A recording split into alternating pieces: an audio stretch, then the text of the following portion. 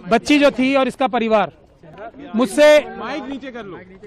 मुझसे ये रोज पूछ रहा था कि क्या अब हम अगले 5 मिनट जिंदा रहेंगे या नहीं रहेंगे। अब कम से कम मैं इन्हें ये बता सकता हूं कि आपके पास अभी बहुत छोटी सी रिलीफ मिली है। बिल्कुल हमें इसको विक्ट्री नहीं कहना चाहिए, मैं इसको विक्ट्री नहीं कह रहा हूं, ये विक्ट्री नहीं है, ये एक छोटा सा सांस लेने का मौका विक्टिम और उसको परिवार को मिला है। इसके अलावा इस फैसले को मैं कुछ भी नहीं देख सकता, क्योंकि जो सीबीआई ने जो स्टैंड लिया है, जो हमें डर था वही किया उन्होंने। बहुत लिमिटेड पॉइंट पे स्टैंड लिया है उन्होंने, और जो हमारे सबसे मजबूत ग्राउंड थे उनको रेज ही नहीं किया, जो जजमेंट में भी मौजूद हैं।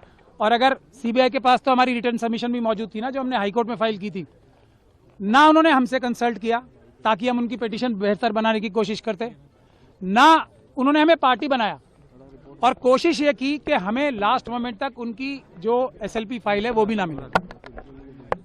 तब आज भी, लेकिन मैंने आपको पहले भी कहा है, इस बच्ची और इसके परिवार के खिलाफ इतने ज्यादा अत्याचार हुए हैं, इतने ज्यादा सबूत मौजूद हैं कि अगर इतनी सी भी बात की जाएगी ना, तो कोई भी जज, कोई भी अदालत इस बच्ची के ही पक्ष में फैसला देगी।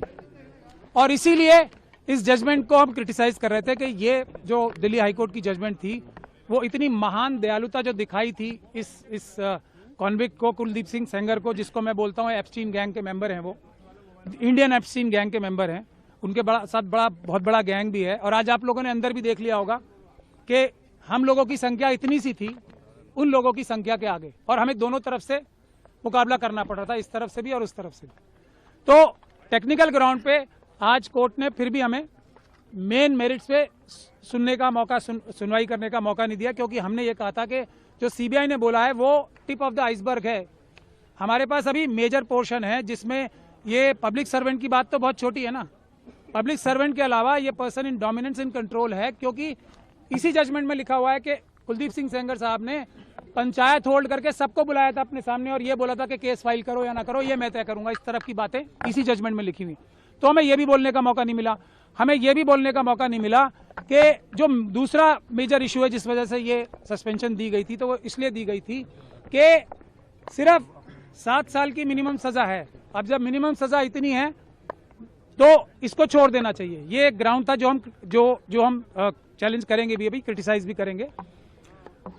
तो मैक्सिमम पनिशमेंट देखी जाती है ना, ये कोर्ट, कोई भी हाई कोर्ट ये फैसला तभी दे सकती है जबकि वो डिटेल में फैसला दे कि इसमें मिनिमम पनिशमेंट से ज्यादा दी नहीं जा सकती। हम ये भी नहीं बता पाए, मैं भी आपको